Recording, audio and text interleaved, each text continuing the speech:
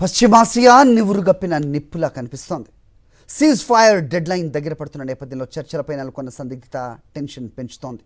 ఈ క్రమంలో ఇరాన్కు మరోసారి స్ట్రాంగ్ వార్నింగ్ ఇచ్చారు అమెరికా ప్రెసిడెంట్ డొనాల్డ్ ట్రంప్. చర్చలకు రాకపోతే తీవ్ర పరిణామాలు ఉంటాయని హెచ్చరించారు. ఇరాన్ అణ్వాయుధం కలిగి ఉండకూడదని పునరుద్ఘాటించారు. ఇరాన్తో యుద్ధంలో అమెరికా గొప్పగా గెలవబోతోందంటూ ట్రూత్ సోషల్లో పోస్ట్ పెట్టారు ట్రంప్. ఒప్పందం కుదిరే వరకు ఇరాన్ నౌకల రాకపోకలపై దిగ్బంధనం కొనసాగుతుందని స్పష్టం చేశారు. దిగ్బంధనంతో ఆ దేశానికి రోజుకు $500 మిలియన్ నష్టమని ట్రంప్ చెప్పారు.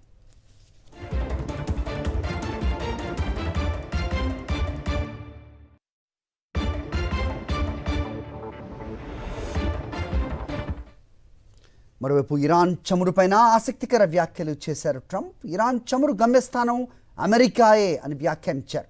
ఆ దేశానికి చెందిన వందలాది ఆయిల్ నౌకలు అమెరికా వైపుకు వస్తున్నట్లు తెలిపారు.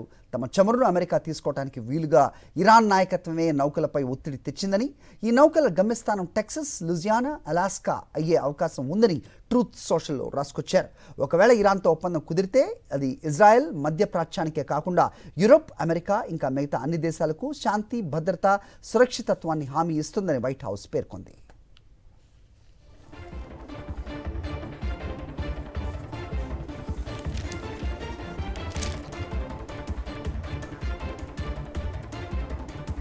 అటు ఇరాన్ కూడా వెనక్కి తగ్గట్లేదు. ట్రంప్ ఎన్ని హెచ్చరికలు చేస్తున్నా చర్చల విషయంలో రాజీ లేదని స్పష్టంగా చెప్తోంది. అంతేకాదు, యుద్ధం తిరిగి ప్రారంభమైతే కొత్త ఎత్తుగళ్లు వేస్తామని వార్నింగ్ ఇచ్చారు Iran parliament speaker Ghalibaf.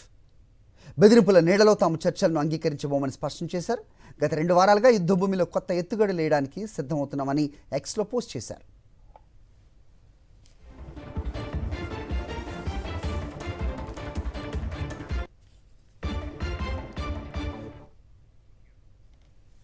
America, Iran మధ్య 2 వారాల సీజ్ ఫైర్ ఒప్పందం 24 గంటలలోపు ముగిసిపోనుంది.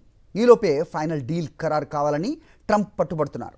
ఇరాన్ అణు నిరాయుధీకరణే అజెండాగా 2వ దఫా చర్చలకు పిలిపించారు. అమెరికా ఉపాధ్యక్షుడు జేడీ వాన్స్ నేతృత్వంలోని యుఎస్ ప్రతినిధి బృందం ఇస్లామాబాద్ బయలుదేరింది.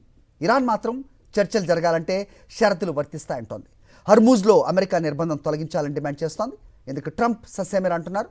ఒప్పందం కుదిరితేనే బ్లాకెట్ తొలగిస్తామంటున్నారు. దీంతో ఇస్లామాబాద్ వేదికగా 2వ దఫా సంప్రదింపులు జరుగుతాయా లేదా అనేది స్పష్టత లేదు. పాక్ మాత్రం చర్చలు జరుగుతాయన్న ధీమాతో ఏర్పాట్లయితే చేస్తోంది.